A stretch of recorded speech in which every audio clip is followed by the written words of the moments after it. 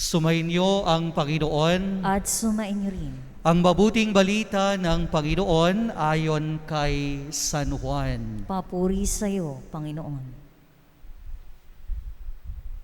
Sa pasimula pa'y naroon na ang salita. Kasama ng Diyos ang salita at ang salita ay Diyos. Kasama na siya ng Diyos sa pasimula pa.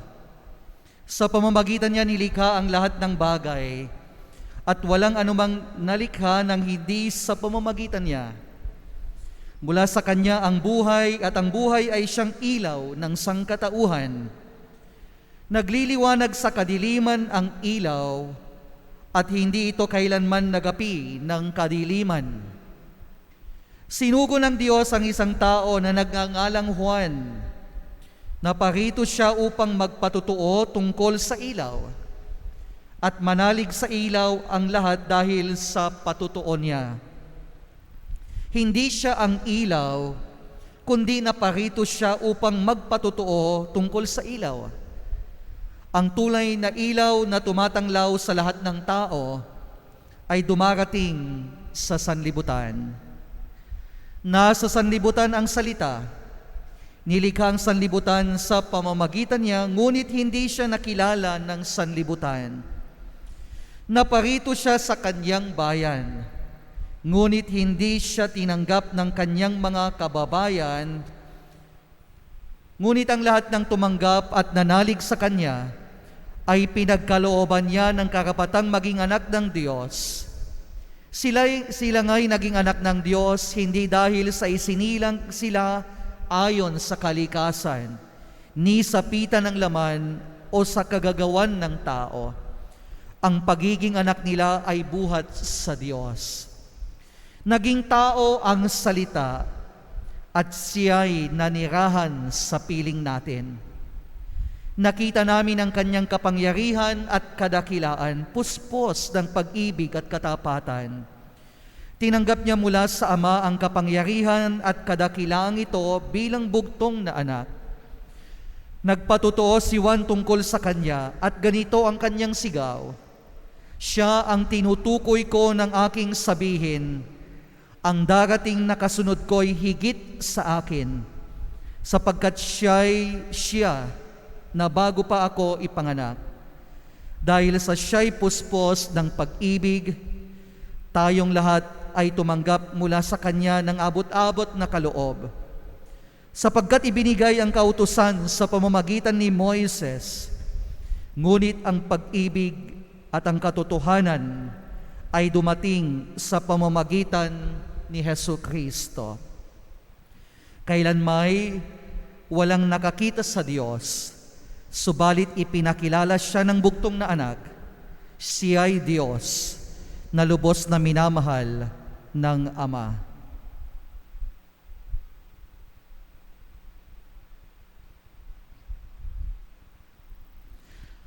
Ang mabuting balita ng Panginoon. Pinupuri ka namin, Panginoong Hesukristo.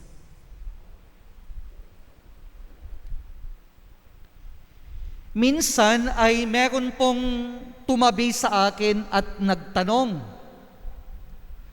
At ang tanong po niya sa akin, "Father, manhid ba ang Diyos? O marunong din siyang makiramdam?"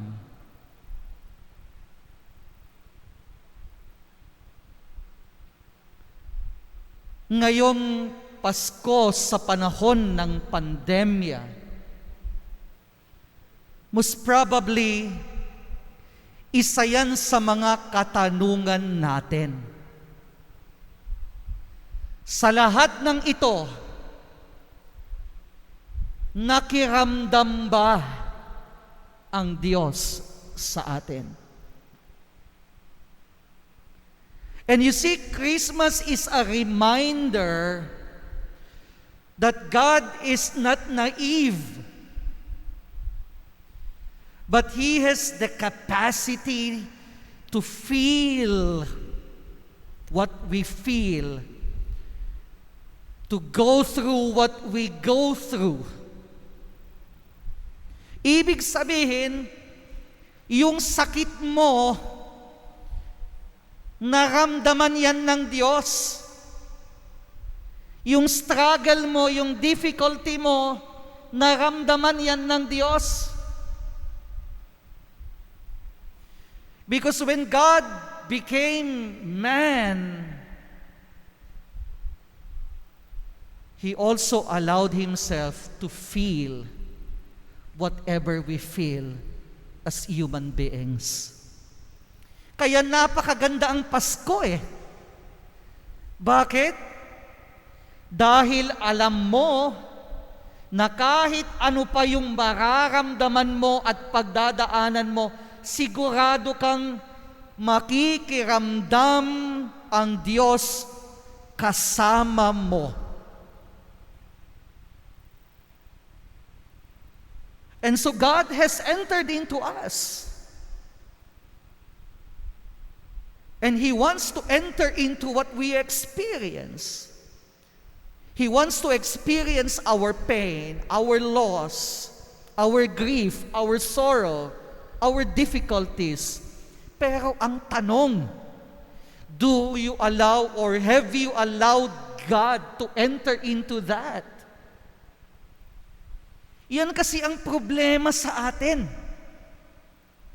The reason why we question God's ability to feel with us ay dahil hindi pa natin napapapasok ang Diyos sa loob-looban natin.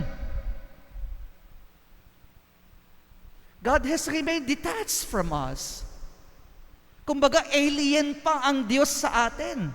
Because Christmas is God entering into you and opening yourself so that He can enter into you. It's a glorious exchange, hindi ba? Because even if God wants to enter into you to feel with you, pero kung sarado ka at hindi mo pinapapasok ang Diyos, how can you even celebrate Christmas? Kaya yan ang unang misteryo ng Pasko. Ang Diyos, sinasabi niya sa atin, let me enter into you. Will you allow me to enter into you and feel with you and go through with you whatever you feel and whatever you go through in life? Gusto kong pumasok diyan. But the question is, will we allow God to do that? Hahayaan ba natin ang Diyos na makapasok sa atin?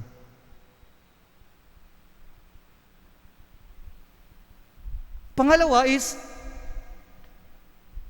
you see in the prologue of John, ang Ebanghelyo ngayon, when God became man, God has stripped Himself of everything. Kumbaga, hinubad ng Diyos ang lahat para sa ating lahat.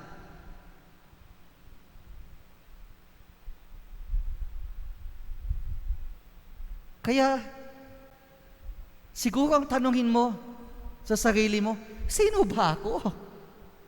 Para ang Diyos mismo, huhubarin niya ang lahat para sa akin. You must be very special. You must be very precious in the eyes of God. That He is even willing to come down and then strip Himself of glory and power para maging katulad kanya. You must be very special.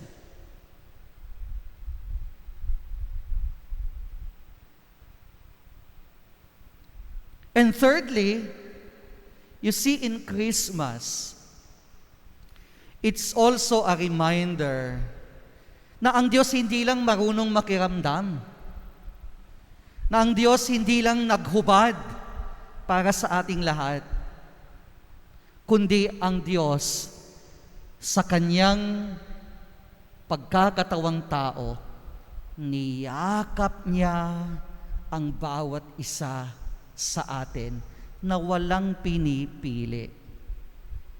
Bata, matanda, babae, lalaki, mayaman, mahirap, may pinag-aralan, hindi nakapagtapos. God embraced every one of us in Christmas. Kaya ngayong Pasko, itong tatlo din yung pagninilayan natin. Unang-una is, if God is able to feel what we feel and go through what we go through, ang tanong din sa atin in our everyday life, do we still have that capacity to feel what others go through and what others feel?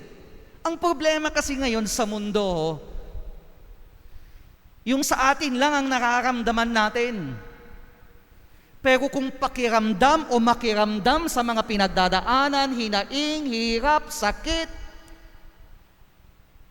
ng ibang tao, ito siguro yung nagkukulang. You look at what is happening in the world. Many are naive and insensitive. Bakit? Sarili lang ang iniisip. Sarili lang ang inaatupag. But when you ask them, you look around you and many people are suffering. Hindi lang pera dahil walang trabaho. Hindi. Many are suffering from loss of a loved one, spiritual crisis, emotional instability. Ang dami. But do you feel it? Nararamdaman mo ba? O nakikiramdam ka ba? O di kaya manhid ka at wala kang pakialam? Basta okay naman ang buhay mo, komportable naman ang buhay mo. Secondly, in Christmas, God has stripped Himself of everything. Pero tignan nyo, baliktad ang tao at ang Diyos. Ang Diyos, naghubad. Pero ang tao, we dress ourselves. Instead of stripping of ourselves of everything, we dress ourselves with power, money, popularity. Ang dami. So may we learn the example of God. He stripped Himself of everything. Pero tayo, sige lang ng sige. And finally, and it's even more sad, in Christmas, wala na dapat ang tinatawag na exclusivity. Bakit? Niyakap na tayo ng Diyos lahat-lahat wala na siyang pinili But you look at the world, we are very exclusive. Exclusive relationships, exclusive religious organization, exclusive political party, exclusive subdivision, exclusive company. If there is exclusivity in the world, where is Christmas? The one thing Jesus destroyed in His birth, we are building it up and continually building it up. At pinag-aawayan pa nga natin yan, pinaglalabanan pa natin ang exclusivity, exclusiveness, hindi ba? But you look at Christmas, there is no such thing as exclusivity in Christmas. And so, my dear brothers and sisters, ngayon, Pasko, sa panahon ng pandemya, let us go back to the original story of Christmas. Balikan po natin ang tunay na kwento, diwa at saysay ng tunay na Pasko. We all stand.